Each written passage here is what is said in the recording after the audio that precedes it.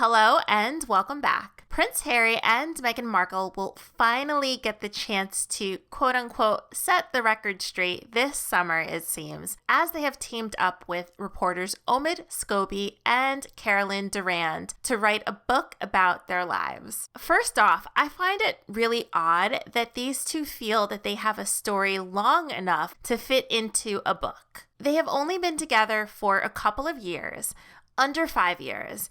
Meghan was a royal for under 2 years. So what exactly will they be talking about in this book? One thing is for certain, the book will not be a tell-all book. I have been seeing a few Sussex stans out there saying that this is going to be the opportunity that Meghan and Harry take to really talk about how the royal family treated them, and honestly, that will never happen. You guys, Harry and Meghan have just gone through the most complicated divorce probably in history, and there is no way that they left the royal family without having a significant number of non-disclosure arrangements set in place. So this is not going to be a book about other members of the royal family, I guarantee it. This is just going to be another portion of Meghan and Harry's world PR tour. So let's take a look at the book's description.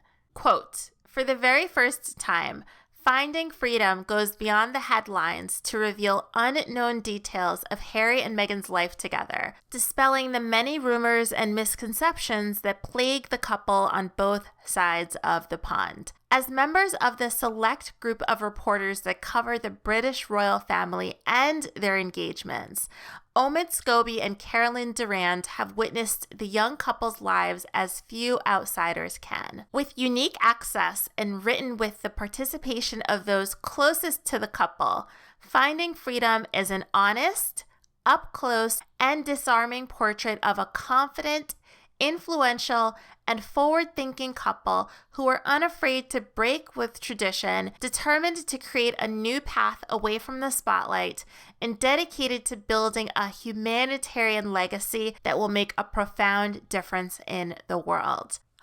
I need a break just from reading that. And this is an excerpt from a statement released by Scobie and Durand. Quote, "Our mission has been motivated by a desire to tell an accurate version of their journey and finally present the truth of misreported stories that have become gospel simply because of the amount of times they have been repeated. It is thanks to our sources that we have been able to share the definitive story of the Duke and Duchess of Sussex." So all of this was pretty much written straight from Meghan Markle's mouth. I completely believe that. And as you see right there, it says that the aim of the book is to dispel misconceptions that plague the couple on both sides of the pond. Harry and Meghan are so focused on proving their side of the story. They are so focused on saying the British press didn't get it right. I honestly have never seen two people that are so focused on what other people think about them. It's actually quite sad. And one of the reasons I know that this is not going to be an honest and factual account is just looking at Meghan Markle and Omid Scobie's relationship. So I wanted to take a look at an article excerpt from the Daily Mail that talks about Meghan and Omid's partnership. Biographer and journalist Omid Scobie planted his flag firmly in Meghan's camp soon after she became linked to Harry. Having begun his journalistic career on the celebrity magazine Heat, British-Iranian Scobie had covered the royals for a number of years and, say friends, was eager to boost his profile. Aligning himself with a beautiful woman whose romance with Prince Harry was transfixing the world was one way of going about it.